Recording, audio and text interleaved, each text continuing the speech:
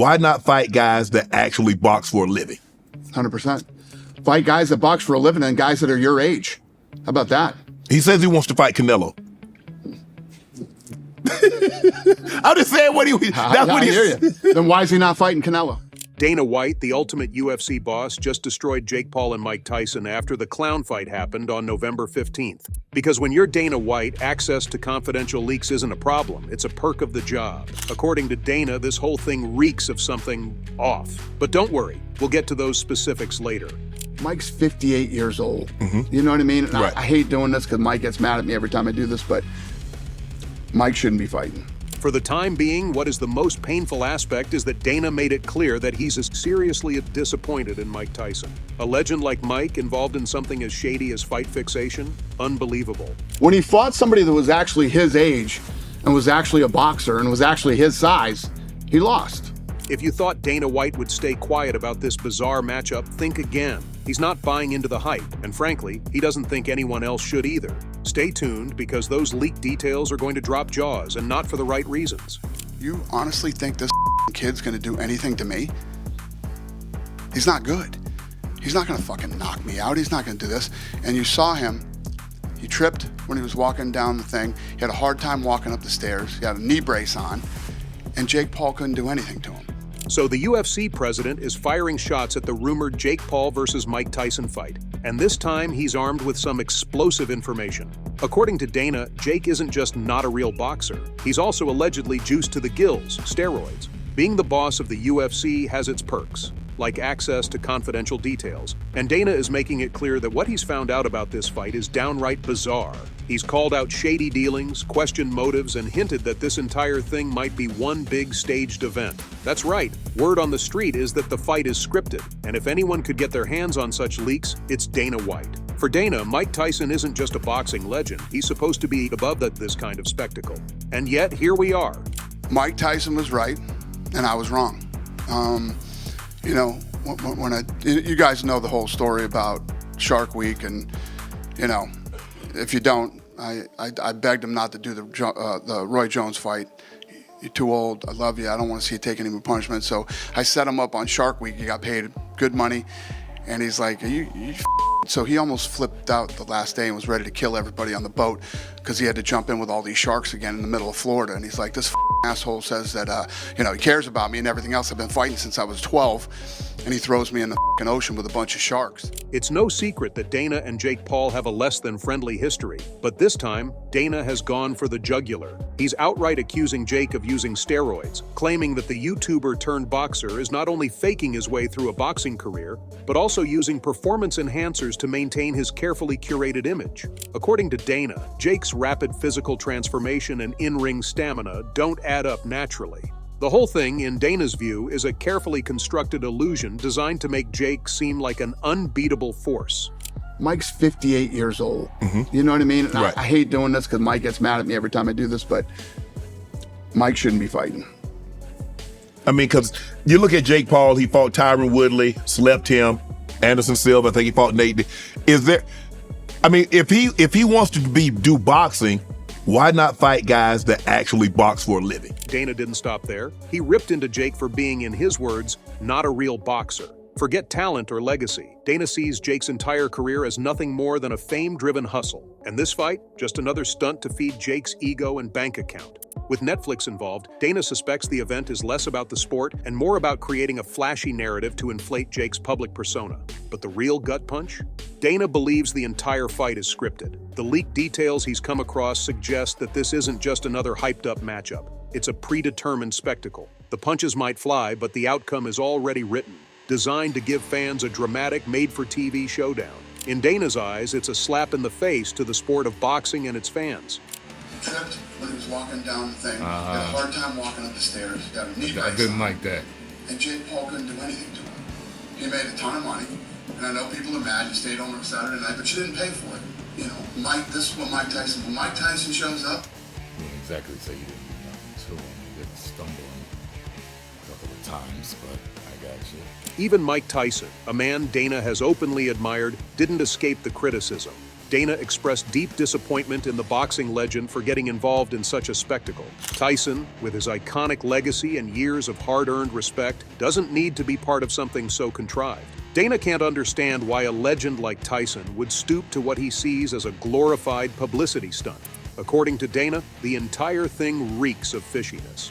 Between the scripted rumors, the steroids accusations, and the over-the-top promotional tactics, this fight feels more like a Hollywood production than a genuine boxing match. And Dana isn't afraid to say it. He knows how the industry works, and he's convinced there's more going on here than meets the eye. Logan Paul, after the fight, people been coming at him. They felt it was disrespectful of him. But he was like, "Mike, I will kill you!" I actually was surprised he said that. I really was. I was like, okay, whatever. Dana White isn't just mad at Jake Paul or Mike Tyson, he's mad at what this fight represents. For a sport built on grit, skill, and authenticity, events like this are an insult. And if Dana's insider info is anything to go by, the fans deserve better than a scripted spectacle designed to line pockets and boost egos. Dana White, however, wasn't as polite. He wasted no time ripping into the whole fiasco.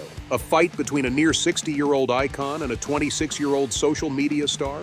Who thought this was a good idea? Dana asked with a smirk. The age gap alone should have disqualified this nonsense. Tyson, who tripped on his way to the ring and needed a knee brace, still managed to embarrass Jake, making the younger fighter look like an amateur. Dana's verdict? Jake Paul couldn't do anything to him. Nothing. The guy's 57, and he embarrassed him. I love Mike Tyson, personally as a friend, and he's one of my favorite athletes of all time. I don't know, let's see what he can go in there and put together a training camp and come in and, I don't like to see guys fighting. Dana didn't stop there. He turned his attention to the fans. What did you all think you were getting? He asked, dripping with sarcasm. A 60-year-old Tyson going 12 rounds like it's 1988? Or Jake Paul turning into Muhammad Ali overnight? He mocked the Netflix viewers who streamed the fight for free, suggesting they got exactly what they paid for. A washed-up legend clowning a wannabe boxer. You tuned in expecting the greatest sporting event of all time and ended up with Tyson humiliating an influencer who can't punch his way out of a paper bag. Dana sneered. A 31-year age difference during that fight. Just, you guys know what I think of that stuff. That said, it is on Netflix, which is a new development, right? Them getting into live sports. Obviously, you have a TV deal coming up soon. White also took a stroll down memory lane, recalling how he had begged Tyson years ago not to fight Roy Jones Jr. I told him, "You're too old, Mike. I don't want to see you take punishment." But Tyson had other plans. Dana even tried to keep him out of the ring by throwing him into Shark Week. Spoiler, Tyson hated it. He wanted to strangle everyone on the boat, Dana joked. Fast forward to now, and Tyson, despite being nearly 60, decides to fight Jake Paul.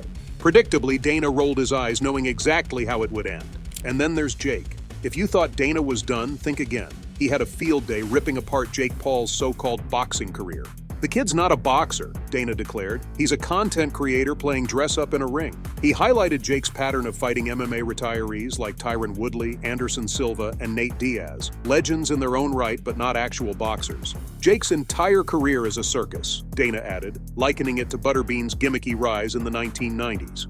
Canelo can fight real guys and keep Yes. his credibility intact and still make that kind of money. You know what I mean? Jake needs these guys. Jake needs Tyson and needs all these other people because everybody's going to tune in to hope that Mike Tyson knocks him out. Dana saved some of his best punches for Jake's recent claim about wanting to fight Canelo Alvarez. Canelo wouldn't waste 30 seconds on this joker, Dana said, shaking his head. While Canelo fights elite boxers, Jake's busy digging through Butterbean's old playbook, looking for opponents too old or too irrelevant to pose a challenge. Jake isn't building a boxing career, he's building a clown show, Dana said. The Tyson fight only reinforced that. As for Jake's boastful claims about being a massive moneymaker, Dana couldn't resist poking holes in that narrative, too. If Jake's such a cash cow, why did Showtime Boxing fold? He asked. But hey, why let facts ruin a good Instagram flex? Mike Tyson, people talk to. There's certain people that are just crazy, man. Well, these people that think that he don't stand a chance against Jake Paul, they're like, this shouldn't even because he's too old. I was like, I think you're crazy. Well, they're definitely uninformed. Yeah. Because here's the thing: he is 57 years old. He will be 58 when they fight. He has had a long fighting career.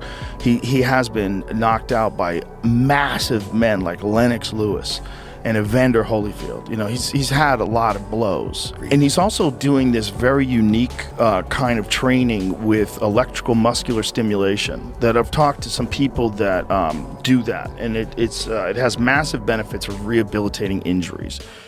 Joe Rogan said it best on his podcast. This fight was a spectacle, not a contest. Jake Paul, the YouTuber turned boxer, went up against a 58-year-old Mike Tyson. And the result? A bizarre event no one will forget for all the wrong reasons. Rogan couldn't hide his disbelief, calling the matchup surreal. He admitted Jake has some developing boxing skills, but Tyson's age showed. Mike still has the head movement, Rogan noted. But the punches? They're not what they used to be. Translation: Tyson's glory days are behind him, and Jake barely survived that version of him. Logan Paul didn't escape Dana's wrath either. After the fight, Logan boldly claimed he'd kill Mike Tyson, a statement so ridiculous even Dana had to laugh. "That's Logan for you," Dana said with a shrug. He also reminded everyone of Tyson's recent health struggles. The guy almost died from an ulcer, and people still expect him to fight like he's 25? Unreal. Some fans even floated conspiracy theories about the fight being fixed, but Dana wasn't buying it. Tyson went from hitting pads like a beast to barely standing after his ulcer. What did you expect?